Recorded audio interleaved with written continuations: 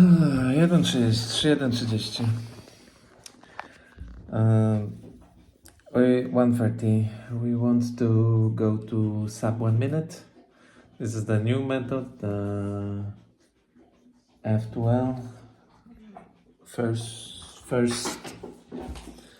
two layers. So we change from the layer by layer to first two layers. The initial impressions are learning it was very fun. So like learning this idea of like the new way of solving the cube, very fun. Enjoy like the different methodology uniqueness of it. The first two layers is actually you don't need to learn any algorithms, which is nice.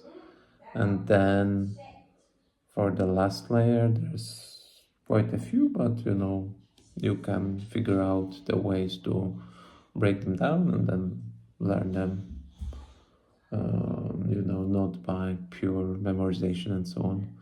This is quite nice. There's a few then like ways to improve the solving. Like of course like this, I make a mistake with the last layer with the OLL. I think I did one mistake, so I need to improve on this, and then it will be interesting because then I will need to like split, see like how long what's my like average of dividing white cross, the first two layers, and then this OLL and PLL to get it to 1 minute. But I think it's quite nice, like you can break it down, work on the different things that are like better, like that you need to focus on, then you'll get there.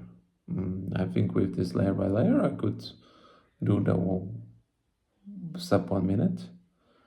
And of course this is a new method, so it's like longer, but in the long run it's faster. I don't want to be sub 15 seconds or whatever, but 1 minute is kind of nice, and then I would like to maintain it. And like the maintenance is like another thing with like learning new skills and so on. Okay, cheers.